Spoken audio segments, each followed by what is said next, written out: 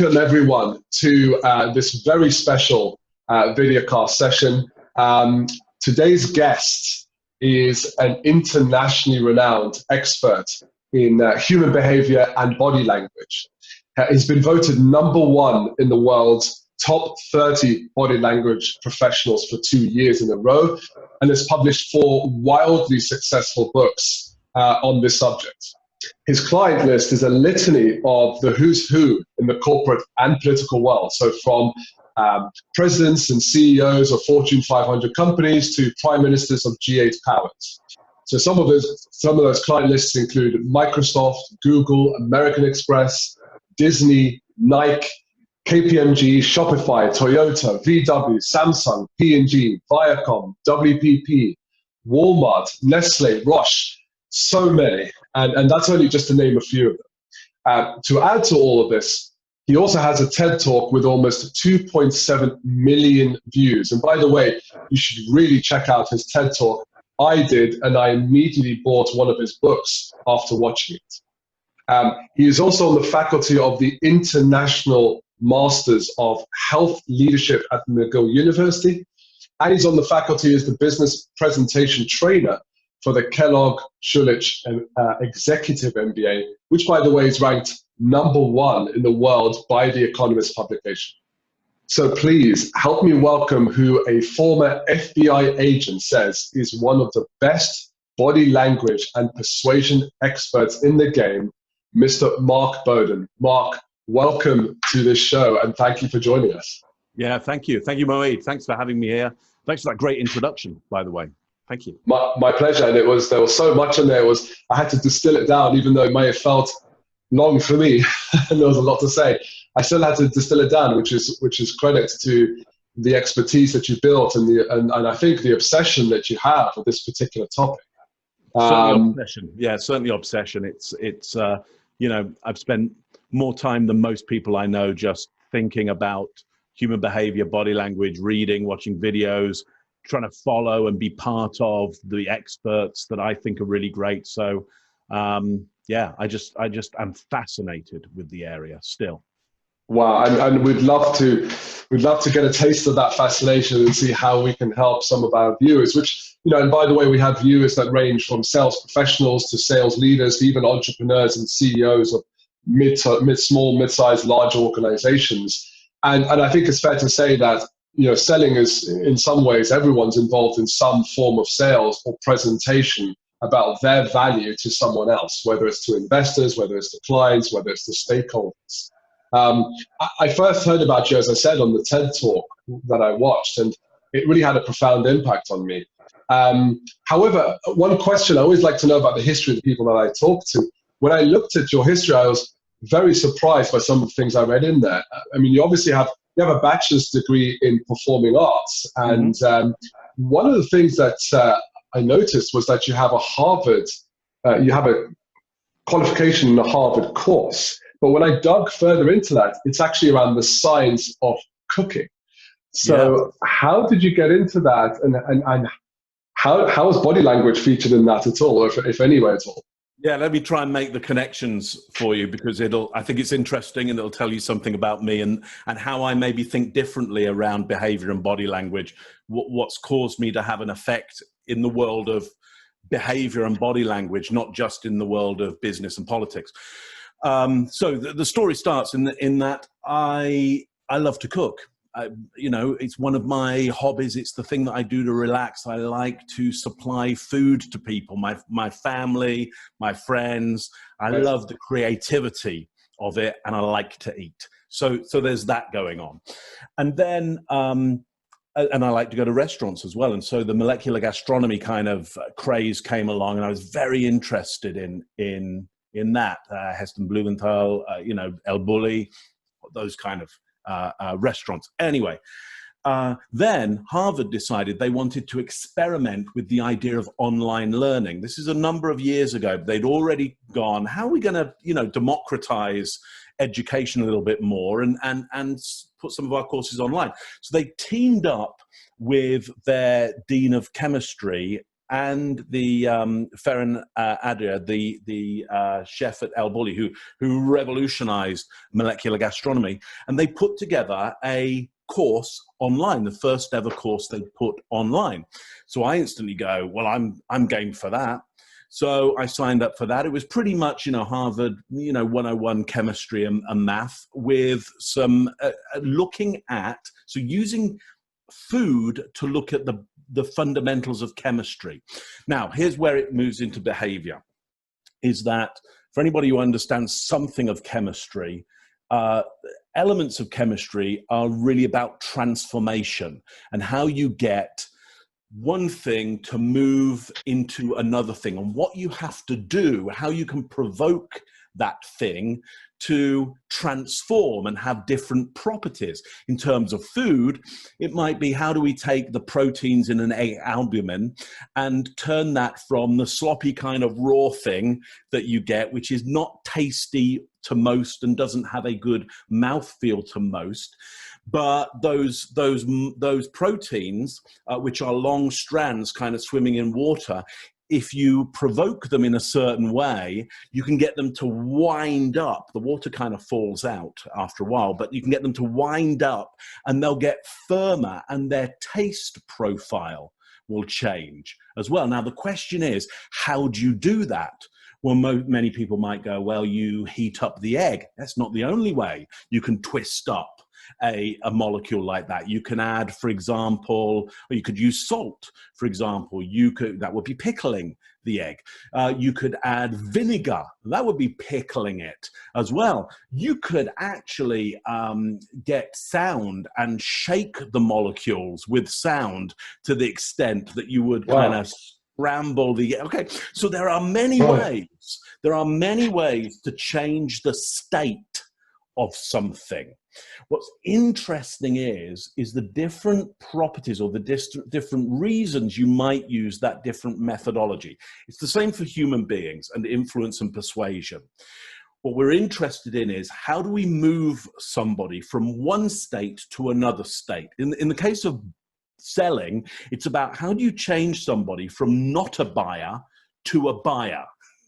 Okay, like, what is that? So, for example, let's look at in molecular gastronomy, the simple thing of, how do you turn water into steam?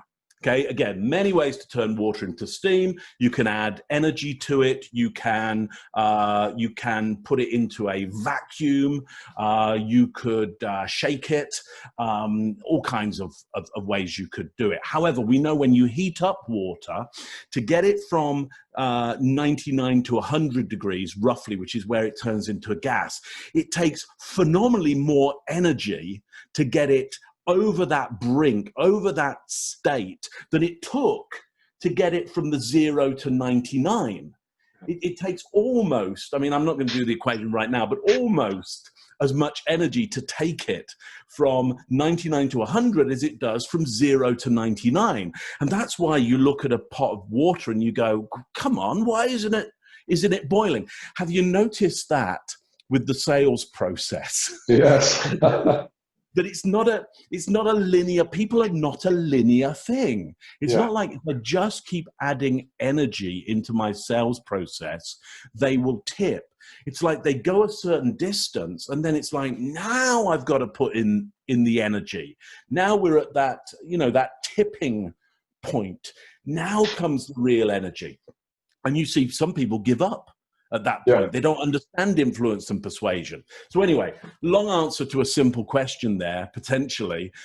But what I'm obsessed with is human behavior, body language, influence and persuasion, and the changing of states of people, and how do we best and economically, do we understand the economics of that? There's my answer. No, and that's a great answer, because you talked about state, which is a very big feature of what I talk to with my clients, which is, it starts at the beginning of the conversation, where you've kind of almost got to disrupt that state that they're in and disrupt those perceptions that they have of all salespeople, not necessarily you. Yeah. But they forced all that, not prejudice, but all that preconception about salespeople onto you, even though they've never met you. So the best salespeople disrupt that state through various means. And I really want to talk to you about that part you talked about, which is the edge, because I have a neuroscience background, and part of that was molecular chemistry years ago. Yeah. I don't remember all of it, but I do remember that part you just said, which is it takes almost as much energy to take it from 99 to 100 with water than it did to get it from zero, whatever the state was, to 99. Yeah. Sales is that bit, because you can have an amazing conversation all the way, but to get them to really make that commitment that takes a huge amount of energy in a lot of ways. Yeah. And I really want to ask you about that. What is that from your perspective in terms of nonverbal or influencing of human behavior? What are some of the things you've seen that people do so well, or the science tells you around converting them?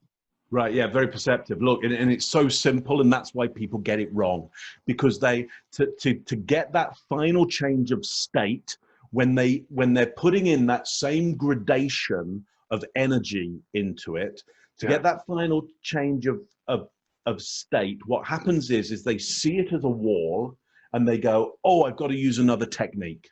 I've got to shift. There must be something I don't know. There must be something that I missed out. Now, obviously, look, your sales process has to be, you've got to have a good sales process. And you've got to have one that you trust and you rely on, and you know it works. More often than not, it gets there. What people do when they come up against that wall and the person doesn't tip, they go, it must be something wrong with me, my process, something must have, instead of understanding with the boiling of, with the turning of water to a gas, you suddenly don't go, all right, well, this isn't boiling right now. Let's stop giving it heat energy and shift to something else. You've got to understand, now's the time I get patient. Now's the time I keep the gas up. I keep the electricity on. I keep on doing it. So in terms of behavior, this is about repetition. And this is about going, my process and my style and me and our relationship has got us this far. I now want to tip that. I've got to keep on doing what I've been doing again and again and again and again and again, and keep on going. It is the relentlessness of the fuel that gets that water to turn into gas, not a shift to a different methodology.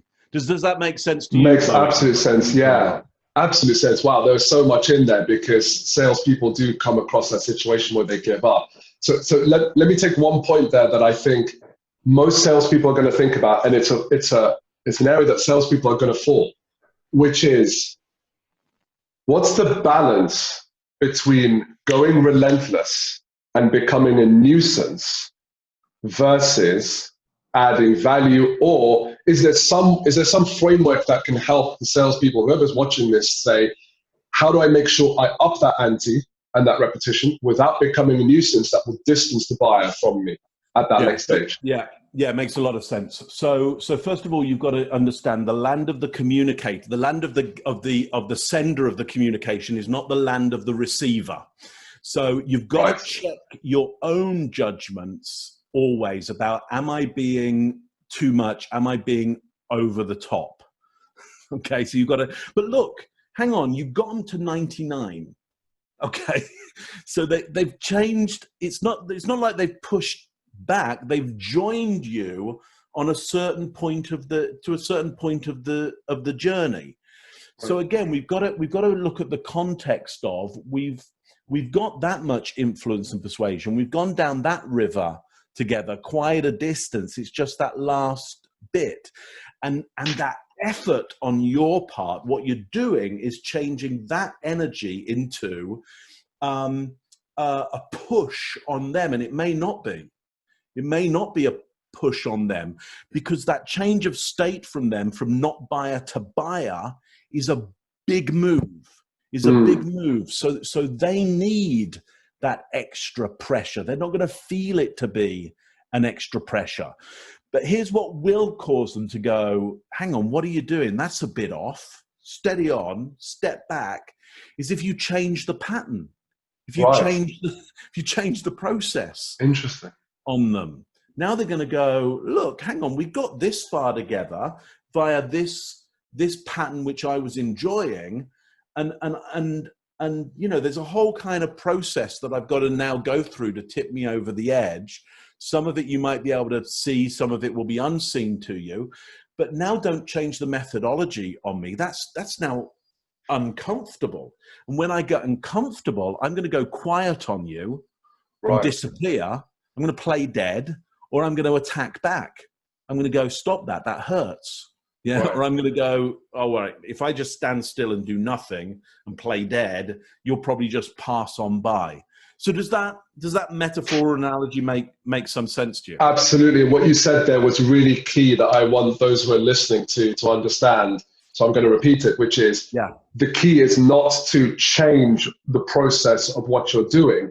The key is you can turn up the heat a little bit more, up the ante, maintain the energy, but in the same process, right? At the moment you change the process, there's going to be some cognitive dissonance there. It's going to kind of shake people's world and go, "Whoa, hang on a second, what's happened here?"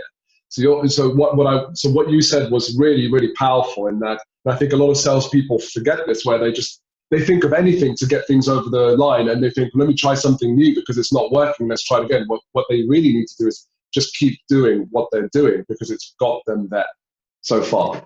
That's really, So one question that comes out of that then is, how can you observe some of the non-verbal communication at that later stage that will tell you if you've done something that they don't like versus something that they're comfortable with? So imagine you're having that conversation towards the end and you're thinking, let me up the ante now. Let's try and get this a little further. Let's try and push towards the deal a little bit more, but in the right process. Are there some non-verbal cues that can tell you if you're doing something wrong versus something that's actually okay for them? Yeah. So let me attack this. Come back at this in a different way, which is, and you're going to have to take this from somebody who's an expert in body language and has written 4 books on it. So just presume I know what I'm talking about. Okay. And I'm going to tell you this: don't read body language. Stop reading it. Right. Leave. I mean, obviously, at an unconscious level, you're always going to do it. At a conscious level, what I recommend you do is consciously suspend your judgment around body language. Okay. So yes, you're going to read it, but what you're going to do is go, I don't know what that means. Okay. Now this is really clever and this is really smart because now you're using critical thinking. Okay. So you're going to go, I don't know what this means. This behavior that I'm seeing around this kind of final push that I'm making. So here's what I'm going to do. I'm going to ask what it means. Because if I ask what it means, not only did I get some kind of nonverbal cue, but I'm going to get some kind of verbal intelligence information around, and I'll be able to put the two together. I'll be able to ask more questions, and I'm going to get to know more accurately what's going on in somebody's mind. So let me give you an example of this, Moeed. So let's just say I'm coming to the end of what I think is a close, whatever that might look like to you and me, the end of a close. And when I put, my final sentence together of that close, I see you cross your arms and you lean back. Mm-hmm. Now, part of me, because I've read a few books and I saw some stuff on the internet, part of me goes, "Ooh, that's a barrier gesture, I think," and he seemed to move away from me.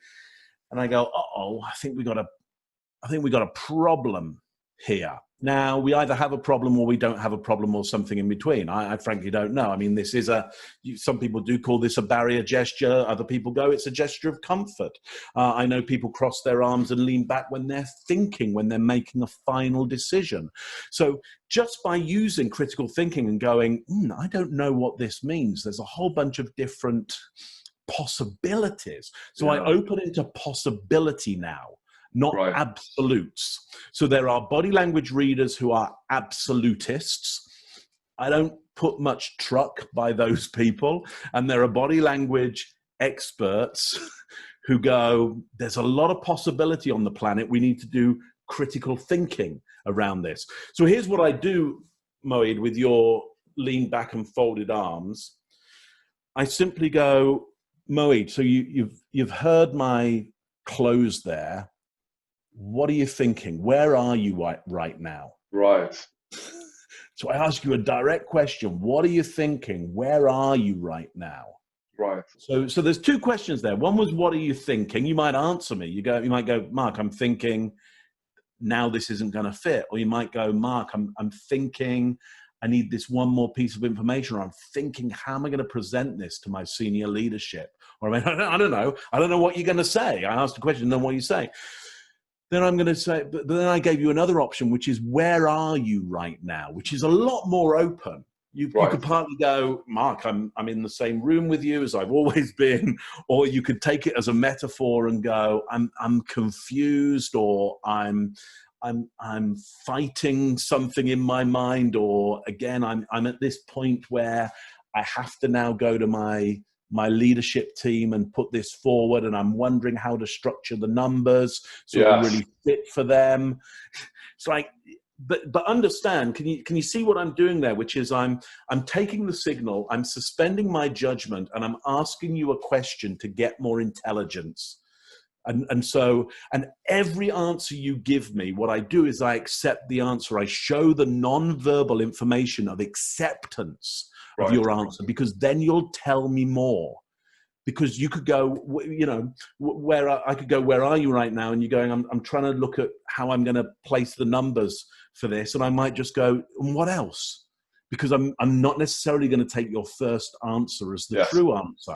Yeah. That might be the presenting problem, not the real problem. Maybe the real problem is, I didn't do, when I was doing my MBA, I wasn't great at the math, and I'm worried about my math capability of putting the numbers together. Right. And if I say, and what else, you might actually go, I'm not so good at putting the figures together. And at that point I can go, we've got a whole bunch of people who can put this together. Let us help you put this together. Yeah. So now I've got really intelligent in the sales process rather than judgmental, which is what the internet was trying to get me to be, which is judgmental, which says when they do that, it means this. Yes. Does that make sense? Absolutely. Yeah, absolutely. Only in the first 10, 15 minutes or so, we've already had some amazing stuff. So you can't influence someone if you're judging them at the same time. And what you're really saying is it's a cue, it's a piece of intelligence, but it's not confirmed intelligence. I need to now do what I do best, which is as salespeople, hopefully, which is ask questions to figure out more and to learn more.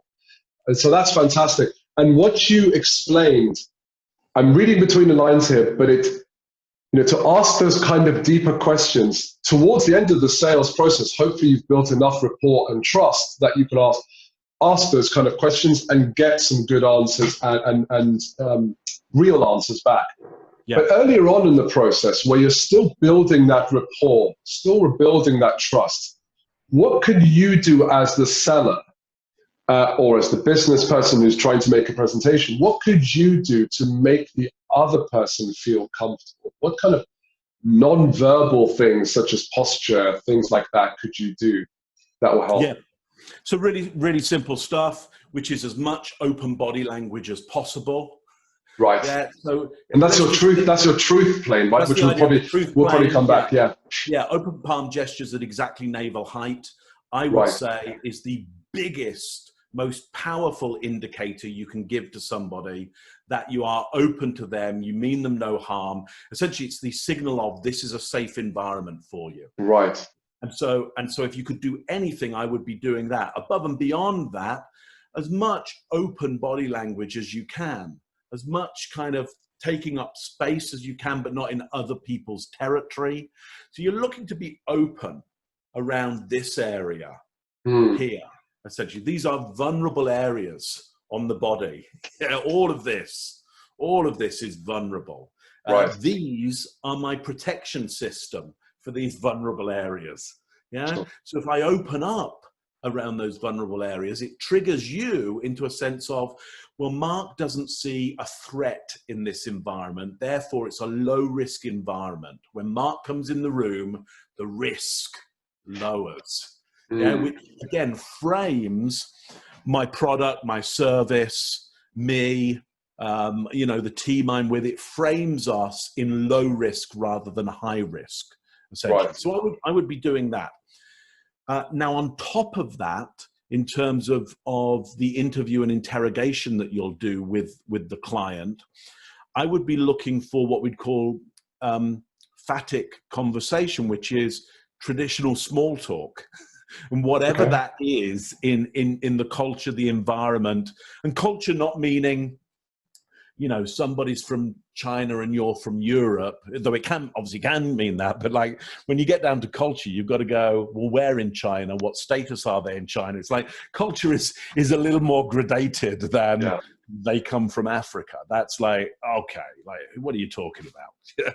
Right. So and in corporations, there's culture within culture, So it's working out what's the phatic conversation that can be had and where can we find points of alignment there. So Moe, before we got on this conversation, we did exactly that to build rapport with each other.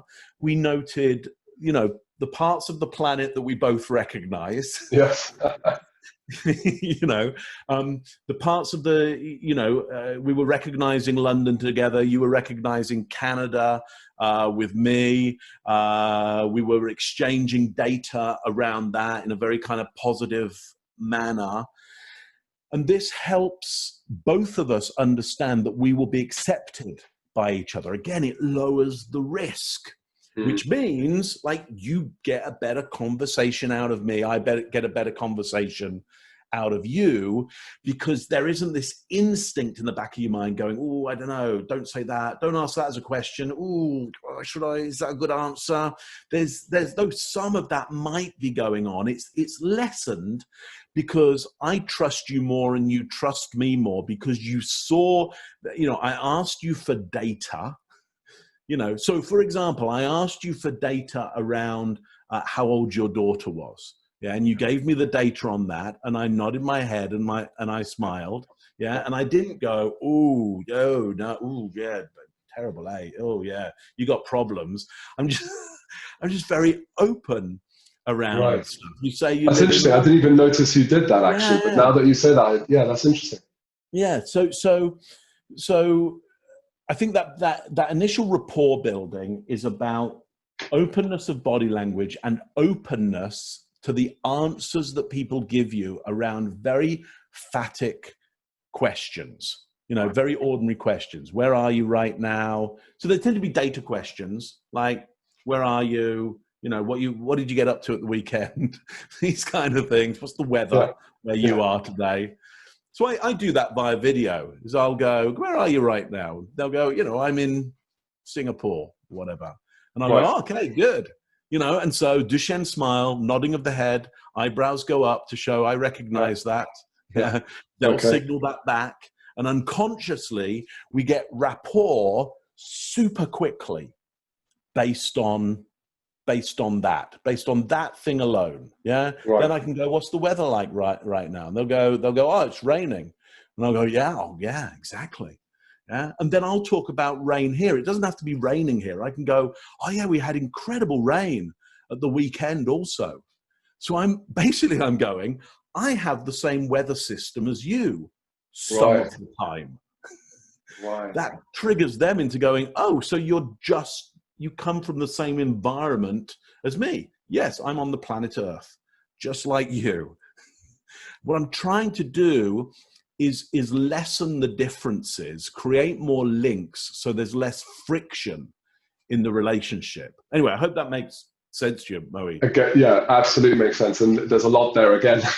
But so open body language, phatic questions in terms of gathering data where you can start to make a link. And the other one I really noticed what you said was whatever answer they give, even if it may feel negative, you don't give a negative expression. You're saying, well, okay, I understand. Or, you're kind of using expressions that are more positive in nature, even though they may be describing a slightly negative situation. But you could probably create a link where you're kind of almost empathizing and connecting with them and saying, hey, I felt the same thing, and here, but you're using positive expressions rather than negative, which a lot of people tend to do sometimes. Well, let me move on a little bit from that to where that really fits for me in sales, especially, is that in sales we often have that moment where the client pushes back on something, or they put up a barrier. I don't know. Generally, what's that called for you? Oh, objections. Yeah. That's it. Objections. Yeah. So, well, sometimes we call them complaints. Sometimes they're objections if they're real. But yeah, complaints, objections. You know, I would call them barriers, because obviously we're trying to change their state, and they're not in that state right now. If they're already in buying state, leave them alone. Yeah, they're already absolutely. in buying state. So, you know, hopefully salespeople are hearing this, because sometimes if they're already in buying state, just stop. You know, hand them on to whoever takes the money. Absolutely. You know? Absolutely. But so we're trying to get them over these kind of humps towards that, and sometimes there's barriers that are there, and they voice them, and we often call them complaints or objections. That was it, objections.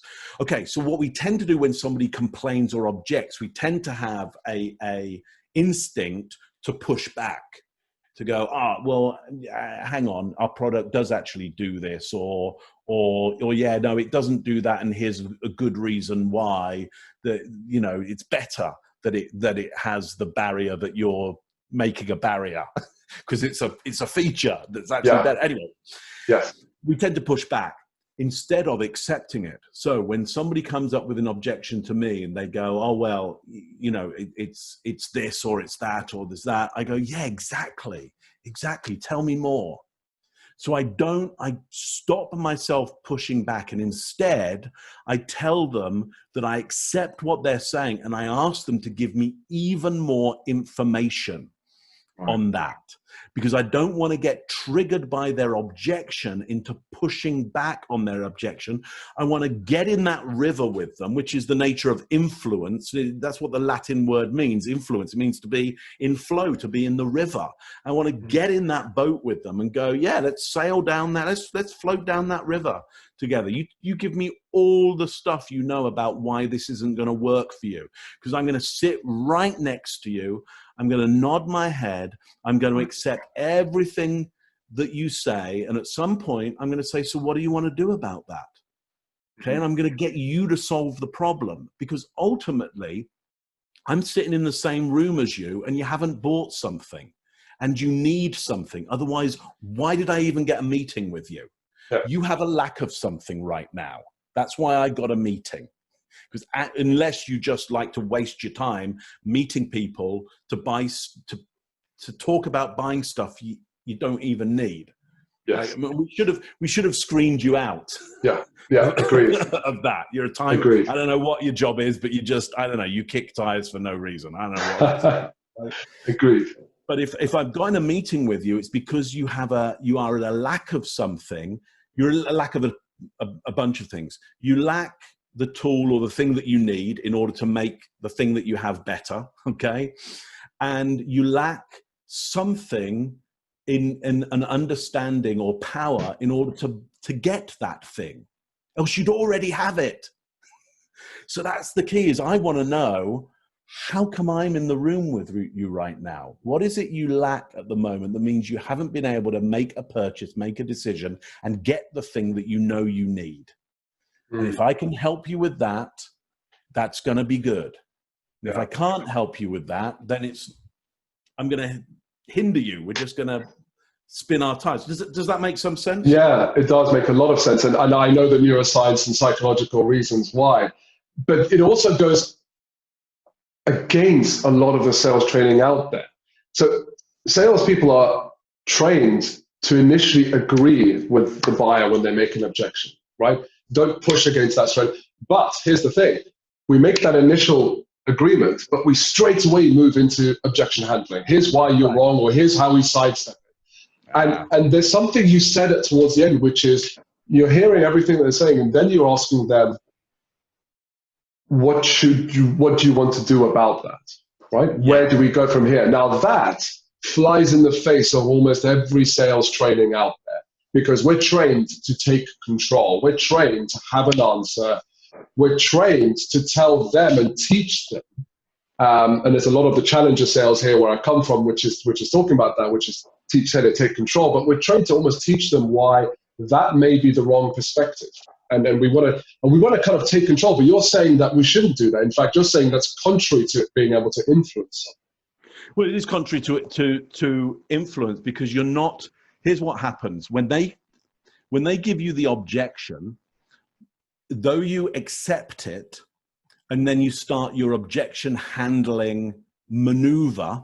What you're presuming is that the objection they gave you is the real objection. Yeah.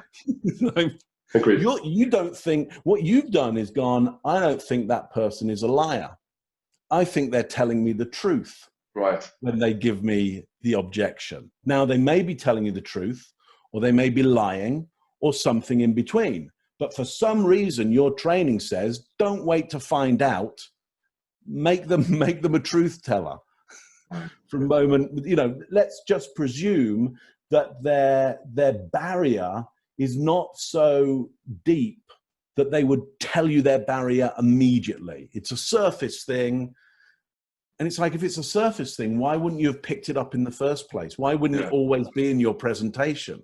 Agreed. So, I mean, for example, give me, I mean, if you can, what's the kind of objections that people come up with? Give me a kind of a classic objection. A classic one right now would be lack of money or not being able to afford it. So, I mean, that's a very classic one.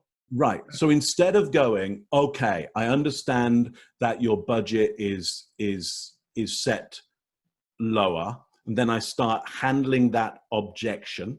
Mm-hmm. Okay. What I do is I go, okay, that's really interesting. Tell me more about that.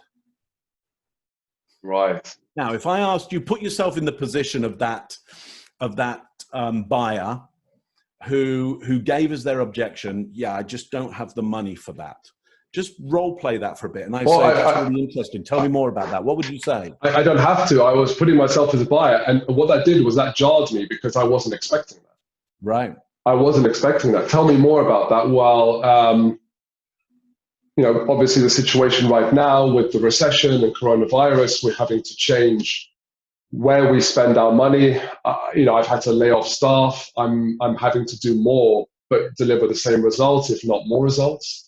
So that's why there's no money, and plus I have to go to my CFO for everything. Yeah. Okay. So I totally get that.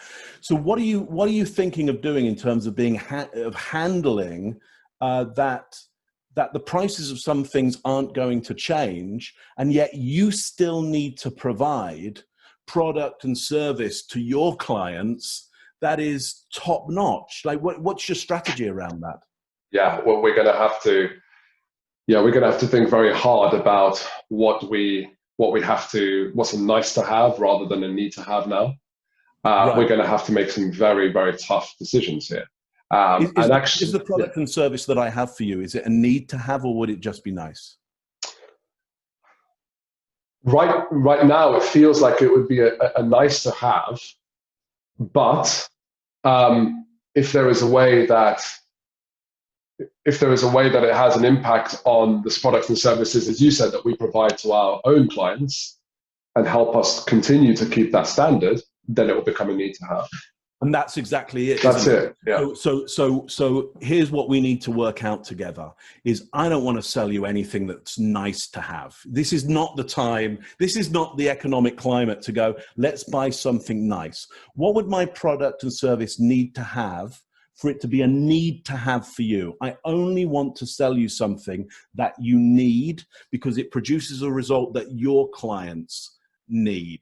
So Tell me, what would I need to give you so that it's a need to have, and you can go to your CFO and go, we've got to sacrifice something else for this because it's real value to us.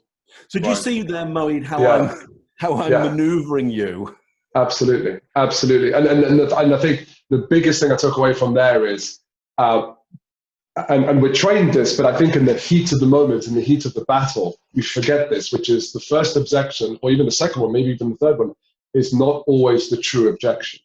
Right. It is usually not a surface, but I'm not going to expose myself to you Right. so quickly. What you weren't willing to initially expose yourself to was the dilemma Mm, of um, of hierarchy. Of some things are more important than others. right, Okay? You went right. because what you did is when we don't have the money. That's not true. That's not true at all. That's your way of softening the idea of, I'm in a dilemma here because not everything is of equal value and I need to prioritize, and I can't I've got to prioritize. And it probably means I've got to go and have a tough conversation with somebody else to go, come on, prioritize this.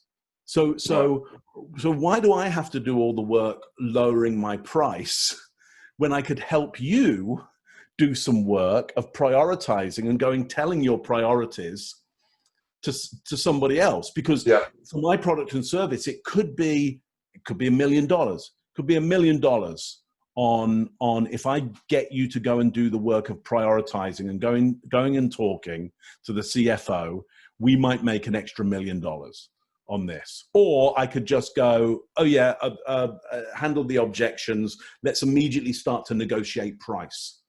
Yeah.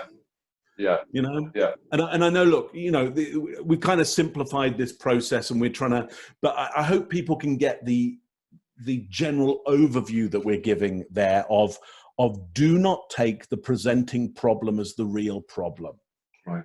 Dig more, and then start to handle the real problem, the systemic problem. So the systemic problem for you in that scenario is prioritization.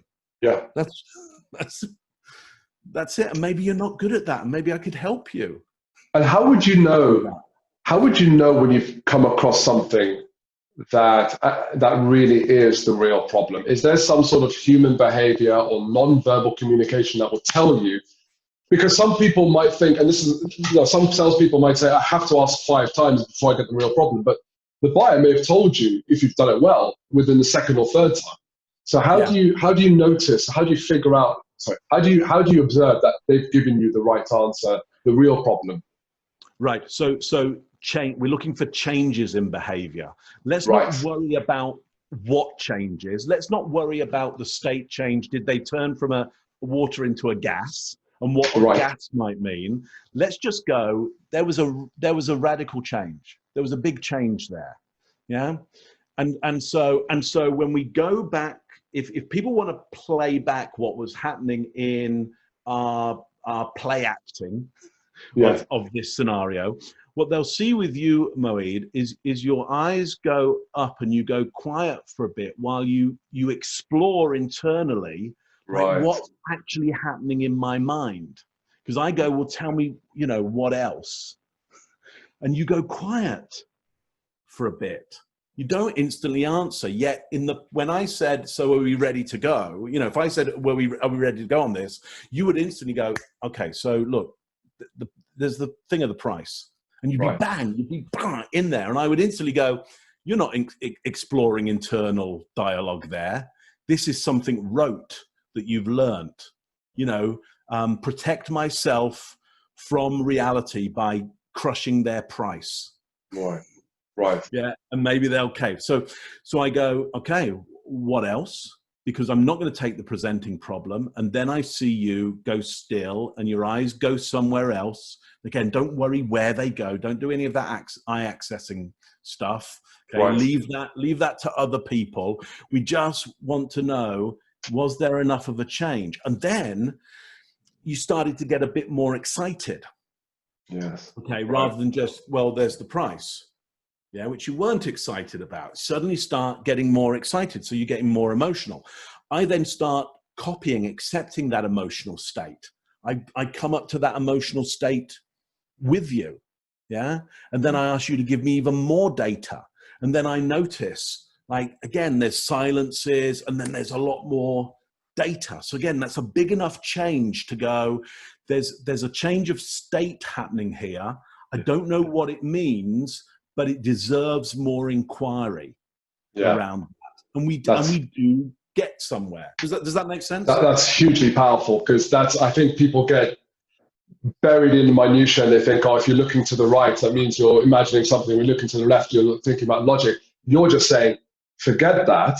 Just observe and be aware of any change in state, change in behavior, because that's now telling you that you're onto something. May not tell you that you're at the answer, but you're onto something. We're looking for anything that feels to us like significant change. Right. And what I say in the body language world is you just go, so that's notable. That's notable. We don't go, so that means, we go, that's notable. Get curious, explore more, interrogate more, get out more information. Yeah. And again, accepting. So when you started to say, some things we're going to have to, not spend money on some things and to spend money on others, I went, and that's it, isn't it? And you instantly fell in with me and went, that's it. Yeah. And so now we were aligned on the idea of prioritization, rather than we were about to battle each other on price. Right. Agreed. Yeah. No, that's amazing.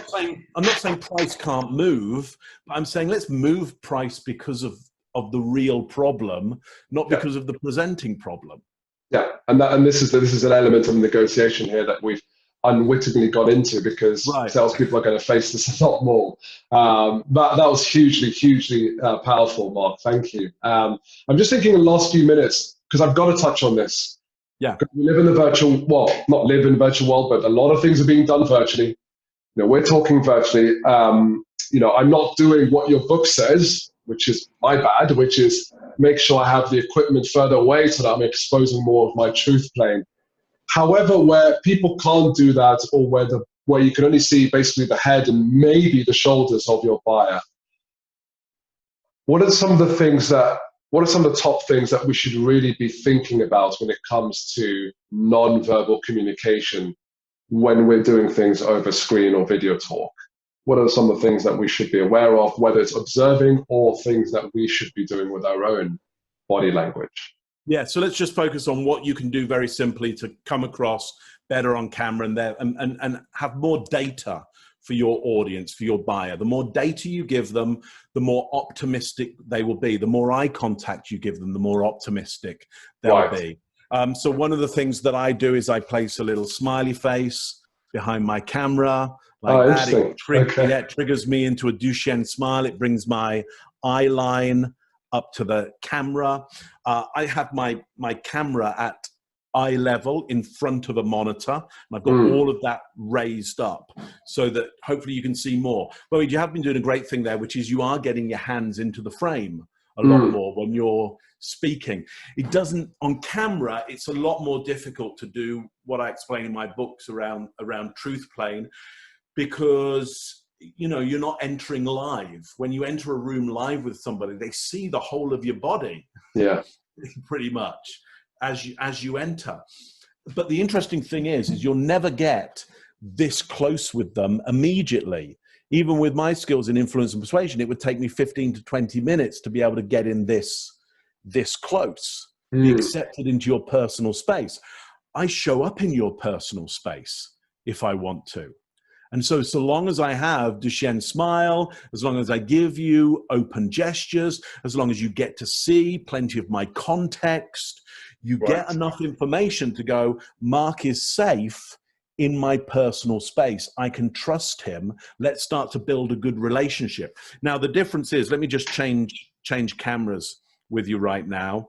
The way a lot of people are showing up at the moment is they're using their laptop as a laptop when they're on camera. Yes.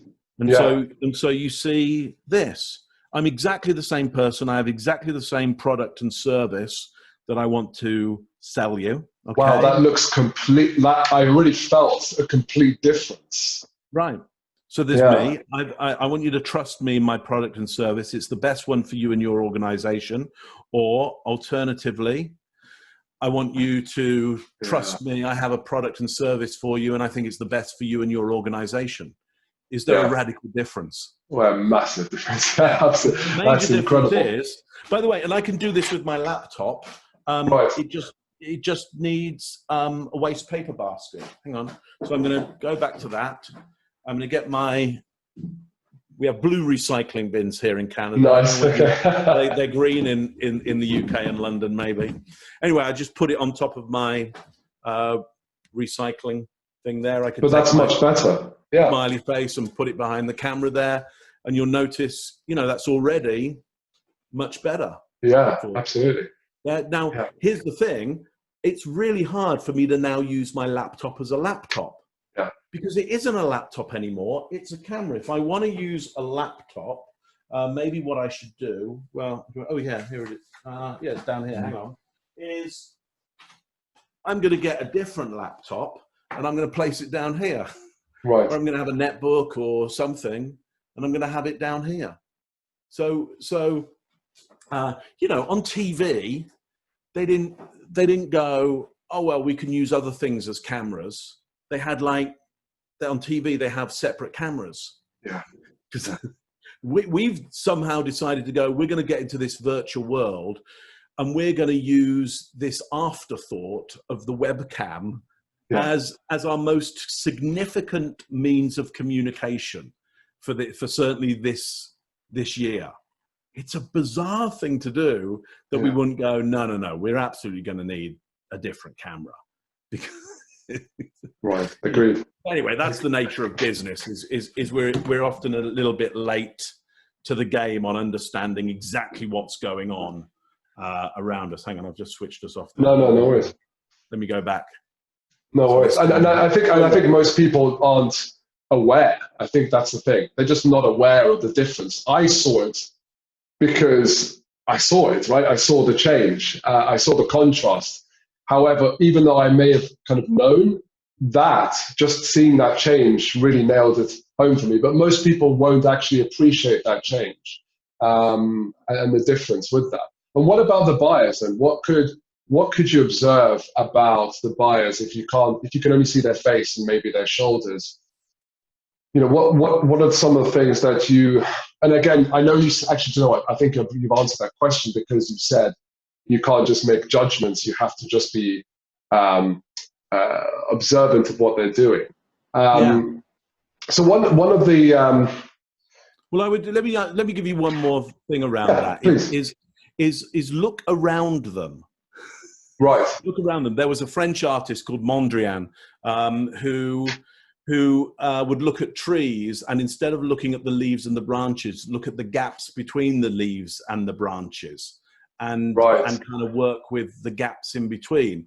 We tend to end up focusing on people's faces and bodies instead of going, what's around them there. So, I mean, around the back of your head there, you've got, I think it's another French artist. Yeah, Matisse. Yeah, Matisse, yeah. And is that when he was in maybe... Matisse? Am I getting it wrong? Sorry, it's Monet. Sorry. Monet, that's right. It's right, Monet, yes. Yeah, in Venice. Yes. Yeah, those pictures that he did in London when he came to... Venice, I think. Oh, that's Venice, is it? Yeah. I think it is, or maybe I'm wrong. My wife got it for me, but... okay. Oh, no, you're right. It is London. Yeah, it is London. You can see the Tower Bridge there. So, yes. Yeah, it is. Yeah, it's always interesting that French impressionist ended up doing pictures of London. So your wife, is she into art, or what's her? She got it more for me when I bought the house. I bought the house before we officially kind of were together, and nice. She bought it for me as just a way of. She loves color, so she bought, for example, that painting from America. It's actually just it's just an amateur painter, but the vibrancy of color, I think that's really her personality. Actually, she just loves vibrancy and color. So I think she just bought this for me just to give some color to the house, because it was a very bachelor's pad when I was doing it up.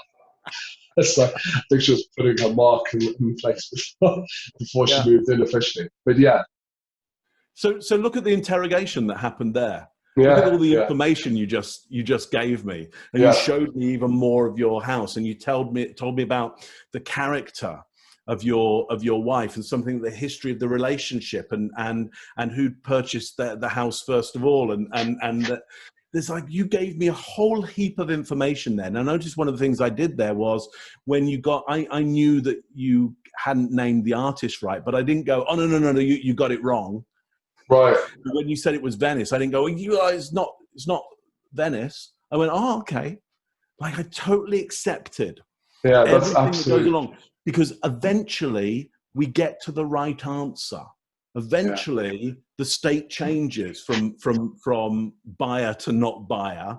Okay? Eventually, we'll get there if we use influence and persuasion. And with that method of influence and persuasion, rather than looking at you, looking at what's around you and starting the interrogation process into that, you give me a whole bunch of valuable information that I can then use in rapport to help you understand you can trust me, because I'll show you what I do with that information, and that I keep that information well, and I only use that information for good reasons, for your benefit, to help you, and trust builds. And I remember that information, because you may not remember telling me some of that, and I'll bring it back during the sales process. Right. And I'll go, and I'll say, oh, I was at this art exhibition, and I wonder whether your wife's seen that, or she was interested in that, or, so I'll be, because now I'll start to have a relationship with her, and therefore that's stronger for the relationship with you. Again, so long as I don't abuse that, so long as I don't use that in a way to win power. Sure. I'm only trying to win relationship with you, good relationship. Anyway, I hope that helps you understand how, as a body language expert, often I'm trying to think about it in a different way and go, what haven't we explored enough? The space around you, not just you, the language that you live in. Yeah. Literally, the language that you're living in right now can help me understand something about you, because you start telling me. You literally just start, I'll tell you. Yeah, those are some Jedi mind tricks there, Mark, because I don't normally do that. So I'm glad we recorded this, because I'm going to go back and see, how did you do that? Because you're absolutely right. You didn't disagree with me. No. Yeah, that was really. Notice, and everybody watching, like, go back and watch that and notice how excited Moeed gets. Yeah. We call it exercised. He gets up and he starts going into action. I moved him into action. And again, that's what we're trying to do in sales. We're trying to move people's state from, you'll have done it. You've shown up to a sale, and you're going to yourself, these people aren't moving, like they're stuck. And you're thinking, if only I could get them moving on that sales process. Well, in this case, I get you up and moving with your camera and showing me around. From that, I could start to move you into the sales process. Right. Anyway, right. I hope that was an interesting demonstration. That was very, very interesting. And gosh, I wish we had another hour. Maybe that wouldn't even be enough to kind of. Well, listen, it's been a discuss great all these things. So I'm totally happy to come back anytime. If it's good for good for your viewers, you just call me back and we'll chat some more. I think we're going to have to take you up on that offer at some point for sure, because this was definitely interesting for me, and I got away a ton of information. Luckily, we recorded this so I can review what we discussed, and I'm sure all of the viewers got the same as well. Mark, how can everyone that's watching this find you, connect with you, learn more about you? What are the best places they can do that? Yeah, so super simple. Get over to truthplane.com, TRUTHPLANE, truthplane.com. Right. Find me there. Do link in with me. If you watch this, just make sure Mark Bowden on LinkedIn, link in with me. Let me know that you've seen this show. Really happy to connect with you. The more people on LinkedIn watching I put a lot of free content up there, especially around sales. So get and like have it. Just have it. Use it, enjoy it, get a better life out of it. Yeah, and I would echo that. I'd definitely encourage people to. I think you're on Twitter as well. You do quite a bit of work on Twitter. Yeah, you'll find me on Twitter. You'll find me on YouTube. You'll find me just about everywhere, either as Mark Bowden or Truth Plane. Truth Plane. Yeah, and I can say this. I can echo that. You are incredibly generous with your time and your knowledge and your expertise, and you really like to share. So there's a ton of value that they can get from you just from the free content that you've got out there. Mark, this has been an incredible experience, and you've made me do things that I don't normally do. And I'm not sure how I feel about that, but that was great. That was amazing.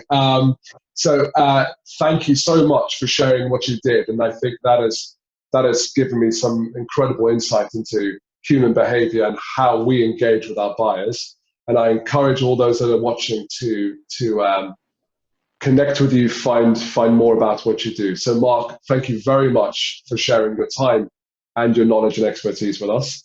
And we'd love to have you back on again in the not too distant future. I'll be back again. Any chance to talk to another London lad is always good. That'll be great. Great. Thank you very much, Mark, and really appreciate it. Cheers. Cheers. Great.